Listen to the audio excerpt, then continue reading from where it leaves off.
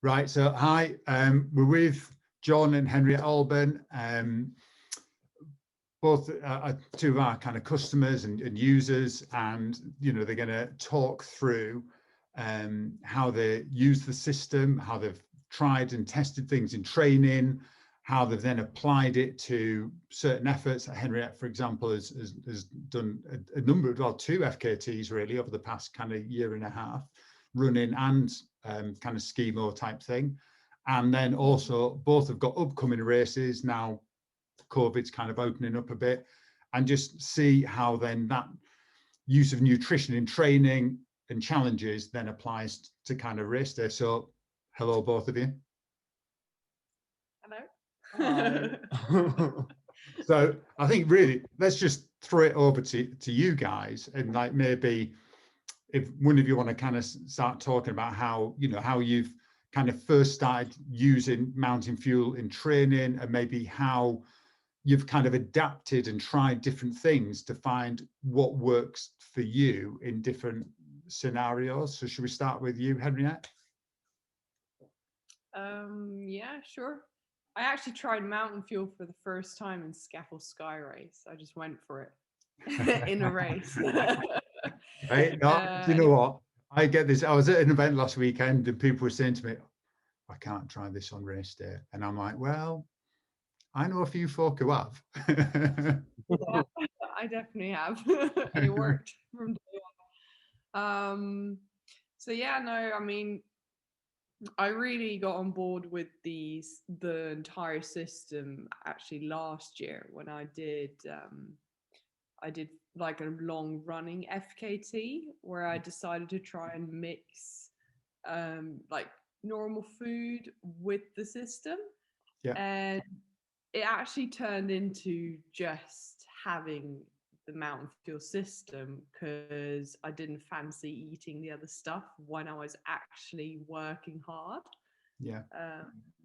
Well, you actually spent 3 days baking, cooking, Yeah. experimenting, mixing rice balls with bacon, with this, with that, and then found out that you didn't actually eat any of it. Yeah, so I didn't eat any of it when I did it was like a 14, 15 hour FKT. Yeah. Across Norway, 120k. Yeah, so I ended up stressing a lot in the days before about what I was gonna eat, and then actually just having mountain fuel on the day because that's what I could stomach and that's what was working. Yeah. And so I did another like a skiing FKT 4 months ago, which was another like 15, 16 hour effort. And for that, I just knew like the system works. I'm going to stick with it. No stressing about food going into the FKT, which helps. And yeah, so that's sort of my background in terms of using mountain fuel over the last year or so. Yeah. And do you think it's sure we'll go into details later on in terms of what we use and how, but yeah. So do you think in terms of kind of like when people are training and you're in very much kind of training mode, you're doing recce's, the pace is slower, you're looking this and the other, you can kind of take on those kind of home cooked foods and those kind of more traditional type foods.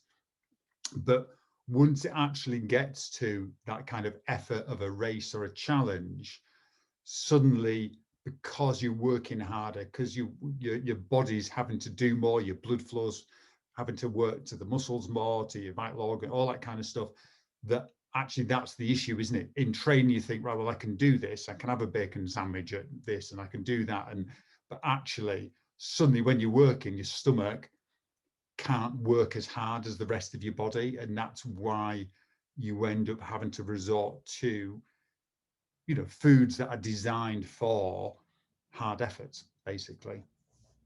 yeah, I mean, I think it does depend a little bit on the day. Some days you're just able to stomach things better than other days. But when I had a bit of a dodgy stomach, I found that it worked. And when you find something that works, you're not really gonna move away from it unless you have to. Yeah. And if you go on, Jon. experiences, benefits with the system as well is that you know how much you're putting in you, and you know how much you have to get in you every hour, and then it just goes in, and then you know if you take X amount of product, you've got X amount of energy, and it's enough. Whereas if you have a bit of mango and a half a sandwich and a little bit of this and a little bit of that, 2 hours has gone by and you've actually only taken in like a quarter of what you should have really put into yourself. So it's a lot easier just to keep on top of what needs to go in, because that's obviously the most important thing with going far, is just to keep putting the fuel in so your body can keep using it. Yeah, I think that's one of the things that people experience. I think what happens is in events, especially when they've got events where there's feed stations, they kind of like plan what they're going to take on board during. So they kind of rigidly kind of think they've got that planned. But like you said, but then they'll also carry elements of what they call real food.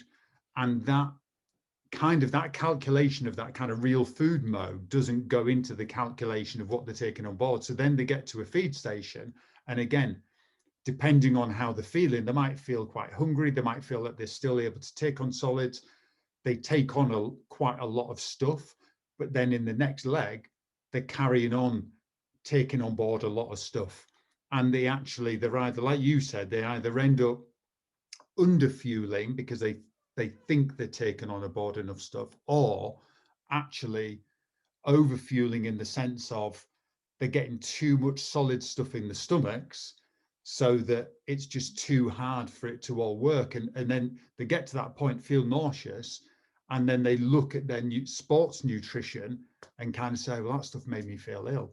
And the reality is it probably wasn't. It was probably the harder to digest stuff that you were putting into your system that was kind of slowing down all the easier to digest stuff, and that was stuff that's kind of making you struggle with food and feel nauseous. I definitely had that experience, that I ate like a dehydrated meal during a race, and I felt like it just sat in my stomach, and then that was it. That was the blockage, and then everything I put on top didn't actually go in or get digested, so I just got less and less energy, even though I felt kind of full.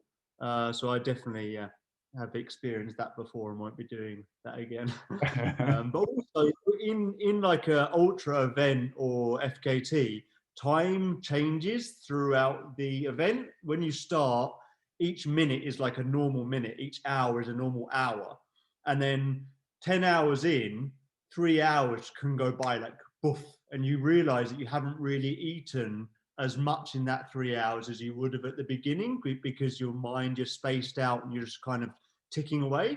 So it is kind of hard to stay on top of nutrition and getting enough in you, especially when you are eating just normal food. Yeah. I mean, it's like a romantic thing. I want to be healthy and just eat normal food, but really doing these big long events is not healthy for your body, and you do need to resort to a little bit more processed stuff, which isn't quite as healthy as eating a banana and an orange slice.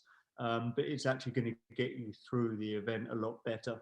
Well, it's kind of, in a sense, it's kind of, while it might be deemed as processed, it's actually healthy for your body, because you're fueling it correctly and you're nourishing your muscle and you're replenishing your muscles. You're actually doing less damage to your body. That is a good point, especially in training. If you do fuel properly, your recovery is so much quicker and you'll be back training so much sooner. So yeah, it's great to think, oh, I'm going to try fasted running, and yeah, it probably is healthy for your body every now and then a little bit. But if you want to put in many, many hours, week on week, month on month, year on year, which is what it takes, you need to fuel properly. And that's pretty much the end of it. I mean, maybe if you're training for a big expedition, like going up Everest, where it's going to be impossible to eat for hours on end because you literally can't get a gel or take off these big gloves, and you can't put a gel in you every 20 minutes. Maybe that's a good thing, to try and train your body to really not use much. But if you're training for races where you have access to these, to nutrition throughout, then it's better to actually teach your body to use that nutrition properly rather than not. Yeah. No, it's very good points. Yeah.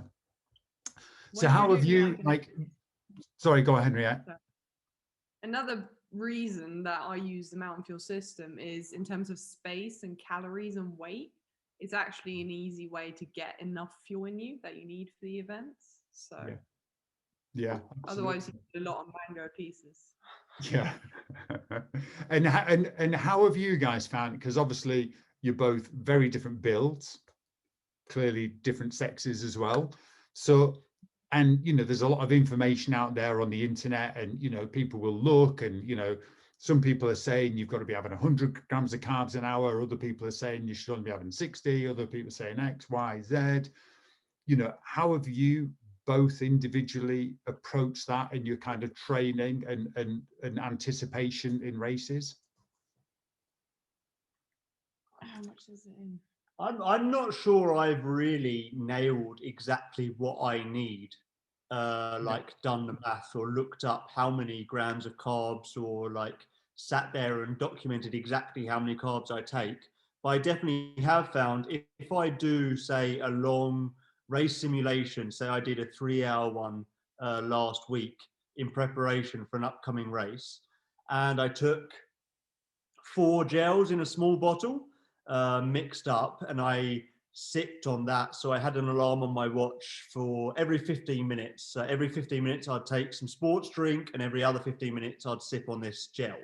So which jellies was it though?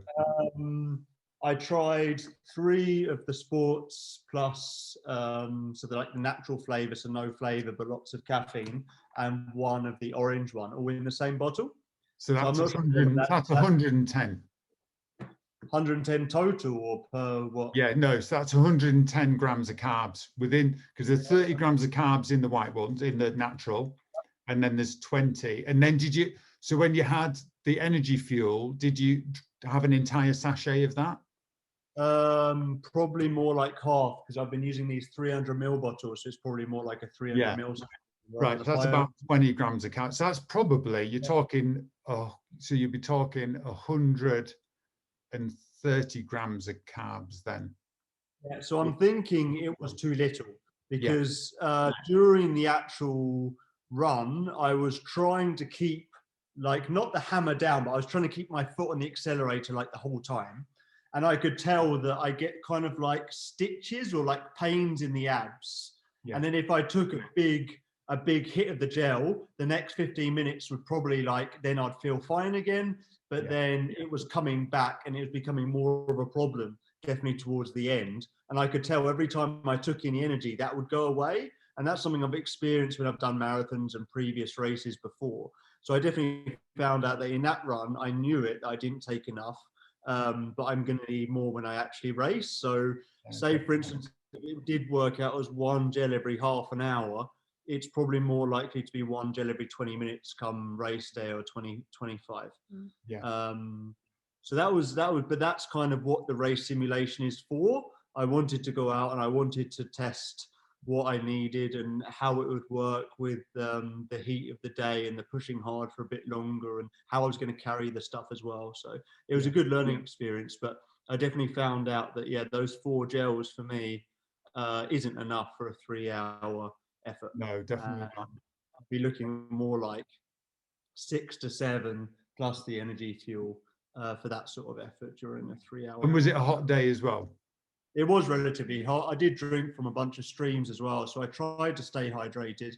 But yeah, it was a tough run, and it was a very rough trail, so really windy, really up and down. And it was kind of hard to keep my foot on the pedal the whole way, but I think I did do a good job, and I could definitely tell that the fuel I was putting in was working. And I just know that with a bit of extra fuel and a little bit more of a runnable trail, I would be flying come race day. Yeah, spot on. And what about you, Henriette?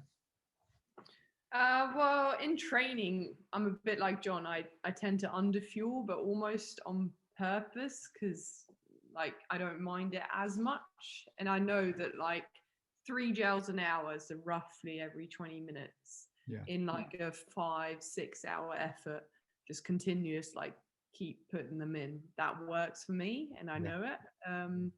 So fingers crossed next weekend But it that, still works. that is far more than anyone would normally think.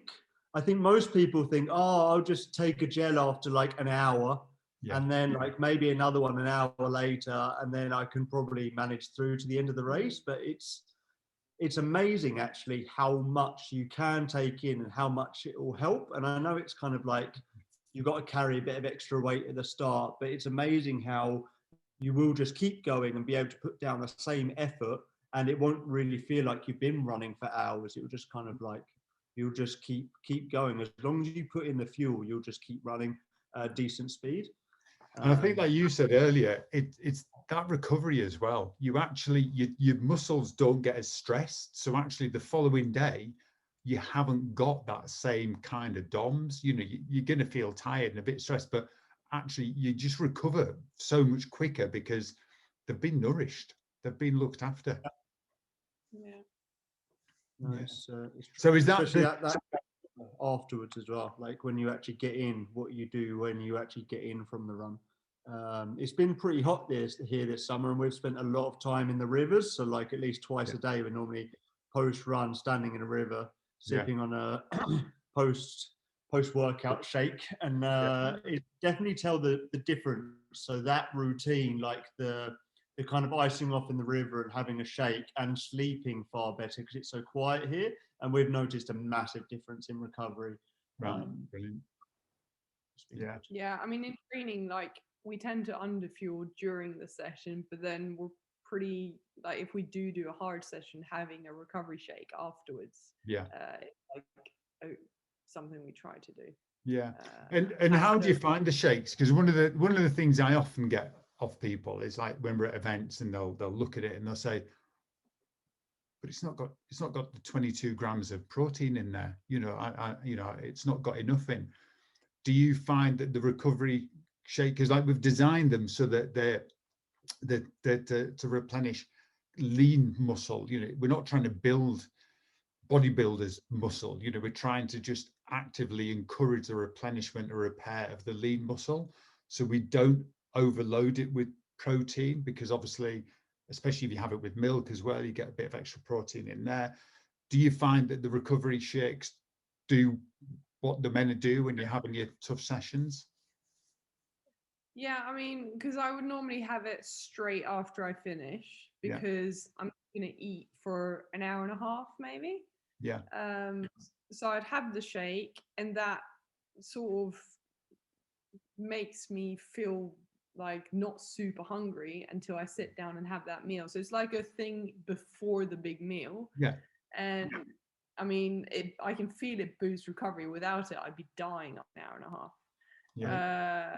And I mean, for me, it works really well. At the end of the day, it is a supplement, so we try and eat a healthy diet anyway, and we have plenty of protein after big heavy workouts in our usual meal anyway. It's just a great tool that if you aren't going to be home for 30 minutes, 45 minutes, you can put something in you within 20 minutes of finishing the workout, so it can be in there and start working. Yeah.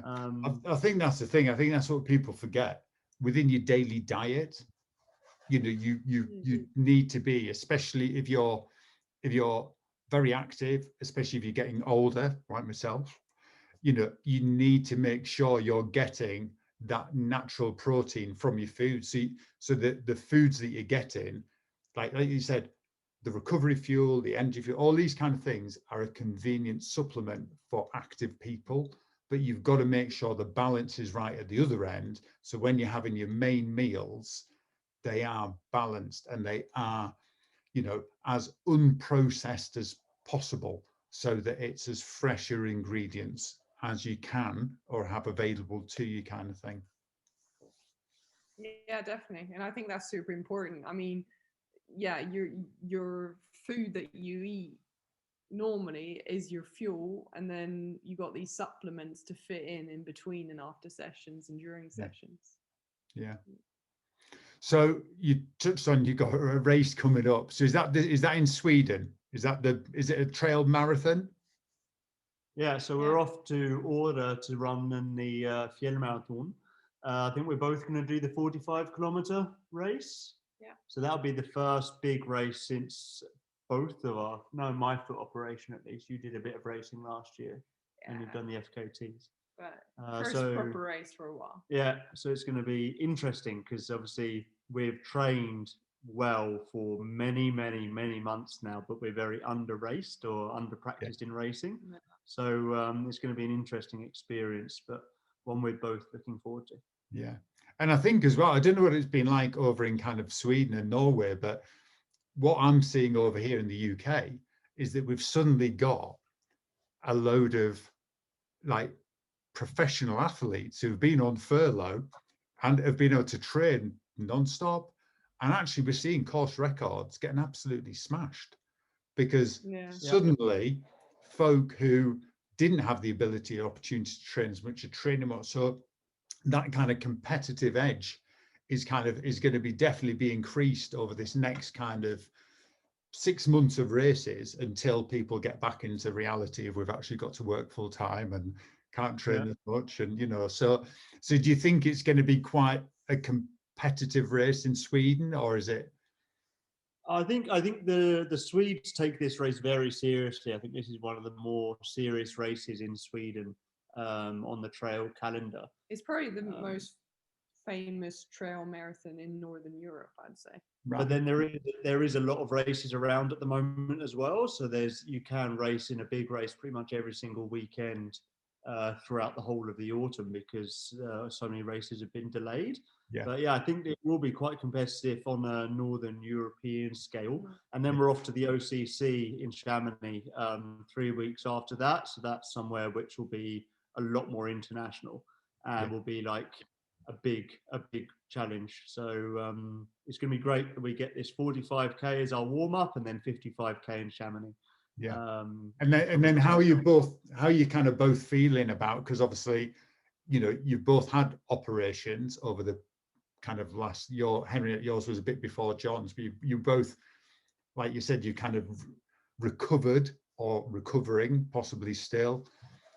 What's your kind of like, so for mere mortals like ourselves, you know, maybe we would kind of think, I've been operated on, I'm recovering, my first race back, I'll be realistic, I just want to have a good finish and run well. Where do you guys set your expectations? I want to just run strongly and run well and run relaxed and enjoy myself. But then I never used to be that competitive, but it does seem in the over the years I have become more kind of look over my shoulder. I should be winning this race. A bit too tense, a bit too stressed out. So I think I do need to sort of take a little bit of a chill pill and just try and enjoy the experience. Yeah. But I do feel like we've trained well over the last year at least. That would be an understatement. Well, in this sort of like base building, when you can just train lots and lots and lots, that's when you can actually change who you are or change your body type and actually sort of like move up brackets. It's not just peaking your fitness for races, it's actually really putting in the foundations. And we've done a lot of this foundation building over the last year. The key is now to just try and get it ready into race shape. And without races, it's very difficult to do that. So need to have kind of managed expectations in the first race. But I think we've both got quite a lot of we're hopeful that with a few races our shape can get even better and better throughout the autumn.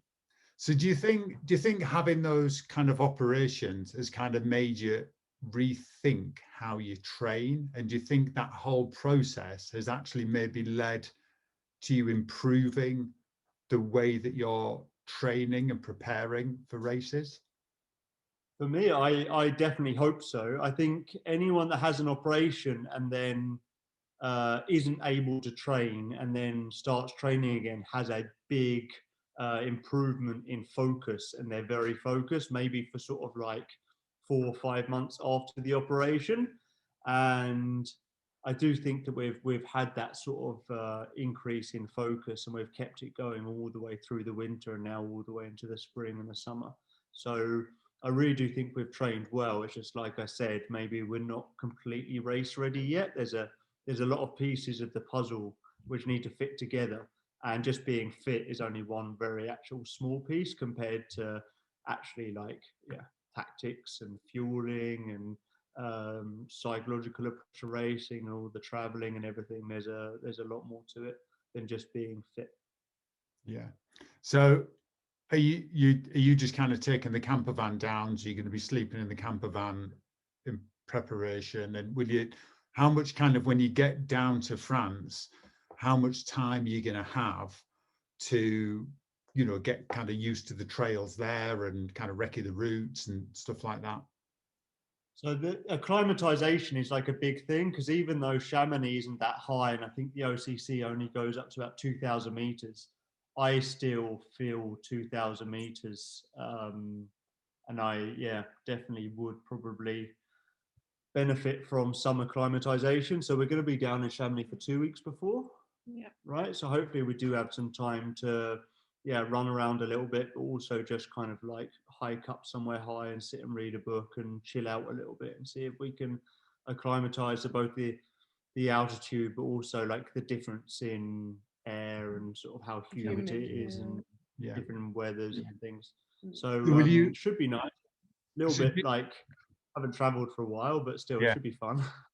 So do you think, will you try to kind of take your camper up and kind of sleep in some of the kind of higher resorts to kind of get you used to the altitude, or will you just try to run up and kind of play around up high and then come back down? Or we've rented an Airbnb because we'd probably sleep better in a normal bed than in the camper van. So I think that would probably counteract the extra acclimatization from driving up. So it's always a fine balance of trying to be rested and ready and relaxed and in a good place, and trying to be acclimatized as well. So it'll be interesting to see how it goes. There'll definitely be opportunities that we can go a little bit higher. But at the moment, we're just looking forward to traveling somewhere and seeing what the rest of the world is like. We've been kind of trapped in a little bubble here. So I know from my experience, just from going now, we've been going to some of the events and stuff over here. It's just brilliant. It's just great to see groups of runners or triathletes, wherever we've been going to, and just actually competing and feeling normal, and absolute registration, still masks and stuff like that. But when you're outside, just having a crack, just talk, it's just the atmosphere. It's just so great to see and just be involved in. So, and like the UTMB, the OCC, that'll just be on another scale again, won't it? We've never actually been in Chamonix during UTMB week, so it's going to be really exciting to be down there and soak up the atmosphere, and also just it's one of the nicest mountain towns generally. So just to be down there, like I've got a small dream of actually even just going up Mont Blanc one day. Nice. It would be really, really cool. We just have to see what it's like when we get down there. We've actually booked flights, but we're still not sure. Maybe we should drive down to keep the flexibility. Like traveling at the moment isn't so straightforward. So we're just going to take one day at a time and see what happens. Yeah, brilliant. Well, I think, to be honest, I think we've kind of covered all the stuff that we kind of said at the outset. I find it really interesting, and hopefully everybody else will do. So I suppose good luck for your first race back. Hopefully, it goes to plan, you recover well, and then OCC, just enjoy it. And if you enjoy it, I'm sure you'll both do very well. So About that. Brilliant. Both looking forward to it. Superb. Oh, well, thank you both very much, and we'll catch up again maybe after the OCC, and then we can talk about how things went first race back, and then see how the OCC went, see what we've learned from that, and see if we can give people advice and help them with their journeys back into racing. Cool. Thank you.